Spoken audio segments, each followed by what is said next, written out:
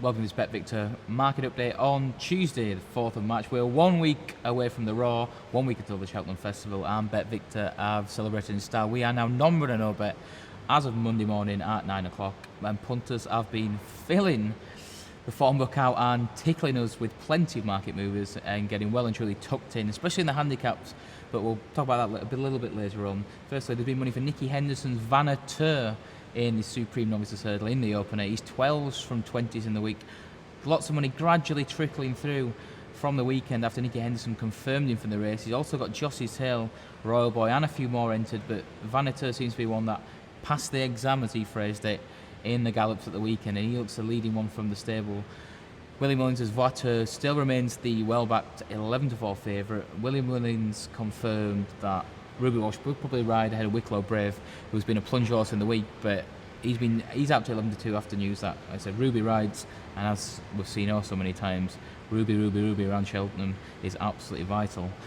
That's led Hurricane Fly to 2 champion hurdles, and he's been backed into the 11-4 joint favourite from 3-1 with the new one upon the news that My Tent or Yours has had something of a scare at 7 Barrows. Vaniteux worked well, My Tent or Yours hasn't.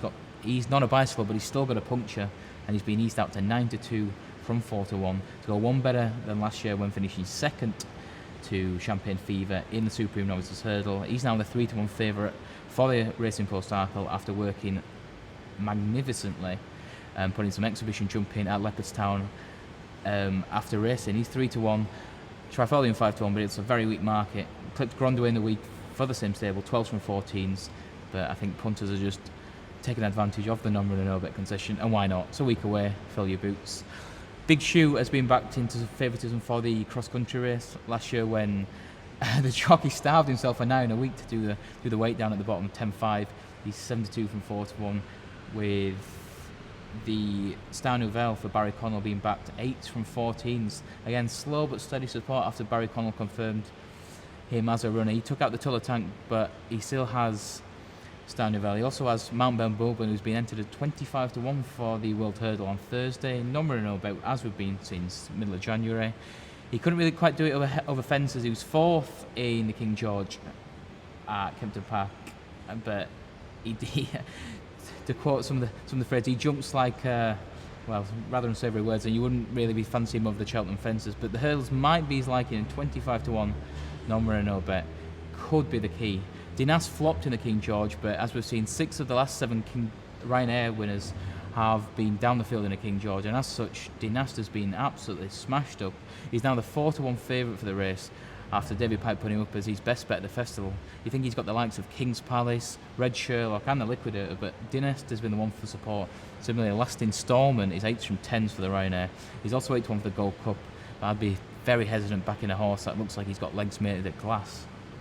Speaking of David Pipe juveniles, they're on the drift because the money's been coming for the Willie Mullins pair of Briar Hill and Faugheen.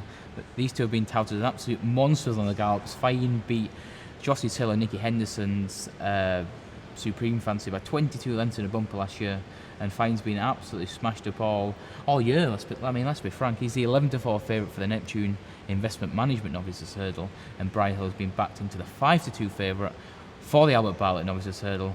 He's very close related to Boston Bob, and he failed to land a monster touch last year 2 years ago when going off the 11-10 favourite, but not colouring Boo and Deasy Breeze, and I'd be hesitant to back him given King's Palace to David Pipe will probably go out on Maycall. He's a 3-1 second favourite, Briar Hill 5-2, and Willie Mullins' horses punted like they are good things. Vega's favourite for the Mares Hurdle, as mentioned. Hurricane Fly 11-4 joint favourite for the Champion Hurdle.